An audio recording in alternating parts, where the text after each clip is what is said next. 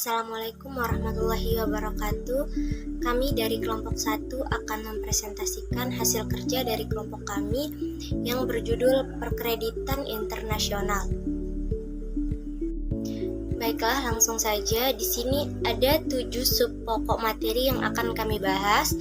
Materi pertama yaitu pengertian kredit internasional, yang kedua fungsi kredit, yang ketiga tujuan pasar kredit internasional, yang keempat peminjam pada pasar internasional, yang kelima resiko kredit pada pasar internasional, yang keenam faktor yang dipertimbangkan dalam memberi pinjaman internasional, dan yang terakhir manfaat pinjaman internasional.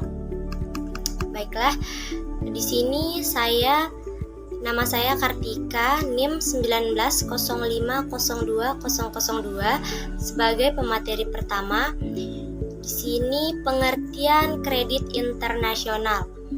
Nah, kredit internasional merupakan salah satu bentuk pergerakan moneter dan sarana material dalam hubungan ekonomi internasional.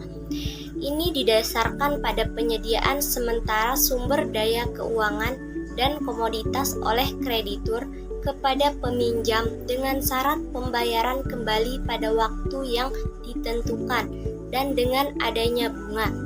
Nah, kredit internasional berkaitan erat dengan pembentukan dan perkembangan kapitalis dunia dan juga sistem ekonomi sosialis dunia.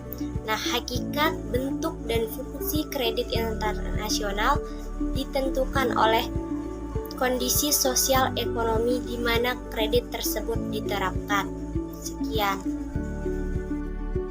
Oke, bismillahirrahmanirrahim. Assalamualaikum warahmatullahi wabarakatuh. Perkenalkan, nama saya Rosma Yulianti dengan NIM 1905020095. Di sini saya akan melanjutkan presentasi dari Kartika, yaitu fungsi kredit. Pertama, meningkatkan daya guna dari uang. Kedua, memotivasi gairah dalam membangun usaha. Ketiga, menunjang peredaran serta lalu lintas uang negara. Keempat, menjaga stabilitas perekonomian bangsa. Kelima, mempererat hubungan internasional. Keenam, memperluas jangkauan modal dari sebuah perusahaan. Tujuh, memperbesar modal divisi income per kapita warga negara. Sekian dari saya. Assalamualaikum warahmatullahi wabarakatuh. Baik, Assalamualaikum warahmatullahi wabarakatuh. Saya Abdul Nazar Kromi dengan NIM 1905020096 akan melanjutkan presentasi dari saudari Rosma Yulianti, yaitu tujuan pasar kredit internasional. Pasar kredit internasional bertujuan untuk memberikan pendanaan jangka menengah melalui bank yang berlokasi di pasar asing. Pinjaman selama 1 tahun atau lebih yang diberikan oleh Bank MNC atau badan pemerintah di Eropa dinamakan Eurocredit atau pinjaman Eurocredit loan. Pinjaman ini diperoleh pada pasar Eurocredit market, dan pinjaman ini dapat diberikan dalam bentuk dolar atau mata uang lain, dan umumnya jatuh tempo dalam 5 tahun. Untuk tingkat bunga yang diberikan disesuaikan dengan pergerakan pada beberapa suku bunga pasar seperti interbank offer rate atau disingkat dengan LIBOR. Sekian, Assalamualaikum warahmatullahi wabarakatuh. Saya Siti Rahwan dengan NIM 1905020099. Di sini saya akan melanjutkan materi dari saudara Nizar, yaitu tentang peminjam pada pasar internasional. Peminjam dana pada pasar internasional dibagi menjadi 3. Yang pertama ada pemerintah, yang kedua perusahaan, yang ketiga individu. Pemerintah, peminjam paling kecil risikonya, dan peminjam dilakukan langsung dari bank sentral satu negara ke bank sentral negara lainnya. Kemudian peminjam digunakan untuk membiayai proyek-proyek atau defisit negara neraca pembayaran. Yang kedua, perusahaan. Jumlah peminjamnya adalah yang terbesar di pasar internasional. Kemudian perusahaan yang telah memiliki reputasi internasional. dan umumnya dana yang dipinjam digunakan untuk membiayai proyek-proyek perusahaan atau membangun pabrik-pabrik baru. Kemudian yang terakhir yaitu individu. Jumlah peminjam di sini lebih sedikit dan disalurkan melalui cabang-cabang bank internasional yang ada di luar negeri. Sekian dari saya. Wassalamualaikum warahmatullahi wabarakatuh. Bismillahirrahmanirrahim. Di sini saya akan melanjutkan materi dari Siti Rauhun, yaitu tentang risiko kredit pasar internasional. Di mana di sini dijelaskan ada 3 risiko. Yang pertama, risiko kredit pemerintah, yaitu pemerintah berhubungan dengan suatu negara yang tidak membayar pokok atau bunga pinjaman pada saat jatuh tempo, terutama pinjaman bilateral antar negara. Yang kedua, risiko kredit perusahaan atau korporat. Risiko kredit korporat adalah risiko gagal bayar dari perusahaan yang menerbitkan surat utang gagal bayar dari perusahaan yang telah memperoleh kredit, serta gagal bayar di perusahaan memperoleh pernyataan modal. Risiko korporat lebih berisiko dan lebih sering terjadi dalam bank.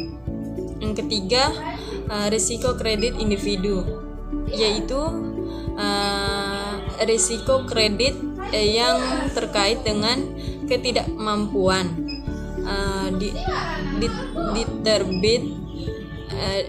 ketidakmampuan debitur perorangan dalam menyelesaikan pembayaran kreditnya. Sekian. Bismillahirrahmanirrahim. Assalamualaikum warahmatullahi wabarakatuh. Saya Tanhama Diki Chandra Ardiansah, NIM 190502-100. Sebelum ke materi, marilah kita panjatkan puja-puji syukur kita kehadirat Allah Subhanahu wa taala yang telah memberikan kita berbagai macam nikmat. Di antaranya nikmat kesehatan, iman, dan Islam. Kedua kalinya, tak lupa pula kita aturkan salawat serta salam atas junjungan alam Nabi besar kita, yakni Nabi Muhammad SAW, yang telah membawa umatnya dari jalan berliku-liku menuju jalan yang lurus. Baiklah, untuk mempersingkat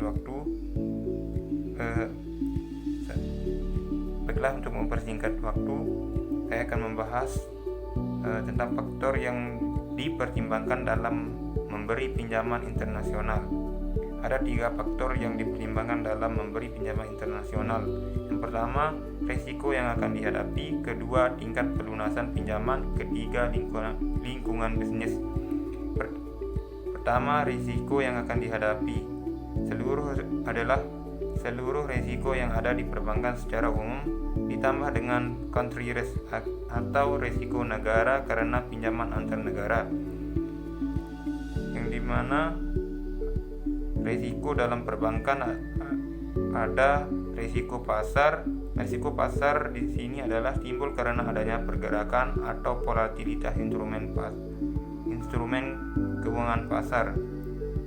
Yang kedua ada risiko kredit, timbul karena adanya ketidakmampuan nasabah peminjam untuk melakukan pembayaran atas pinjamannya. Kemudian ada risiko negara atau country risk. Risiko negara di sini timbul karena adanya perubahan perekonomian, politik atau kondisi sosial suatu negara sehingga menghambat pembayaran kembali atas pinjaman yang telah diberikan. Kemudian ada faktor yang kedua, tingkat pelunasan pinjaman. Credit self-liquidating memiliki tingkat pelunasan pinjaman yang tinggi karena mampu menghasilkan sumber dana pelunasan pinjaman sendiri. Kemudian faktor yang ketiga, lingkungan bisnis, berkaitan dengan aktivitas bisnis yang dijalankan oleh peminjam. Mungkin hanya itu yang dapat saya sampaikan, kurang lebihnya mohon dimaafkan. Wallahu muwaffiq ila aqwamit thoriq. Assalamualaikum warahmatullahi wabarakatuh. Bismillahirrahmanirrahim. Assalamualaikum warahmatullahi wabarakatuh. Perkenalkan, nama saya Bayi Lili Supiani dengan NIM 190502101. Di sini saya sebagai pemateri terakhir yang dimana membahas tentang manfaat pinjaman internasional. Yang dimana manfaatnya yang pertama itu sebagai bagian dari pengelolaan biaya dan resiko pinjaman pemerintah. Kemudian yang kedua itu menambah kapasitas implementasi terutama untuk program-program di bidang infrastruktur termasuk dengan mendorong peran BUMN dan swasta. Kemudian manfaat yang ketiga itu sebagai upaya pengembangan modal proyek atau kegiatan melalui replikasi dan proyek atau kegiatan pinjaman luar negeri. Kemudian manfaat yang terakhir itu sebagai instrumen kerjasama pembangunan atau development cooperation atau dengan para mitra. Sekian materi dari kelompok kami, kurang dan lebihnya mohon maaf. Wabillahi taufiq wal hidayah. Wassalamualaikum warahmatullahi wabarakatuh.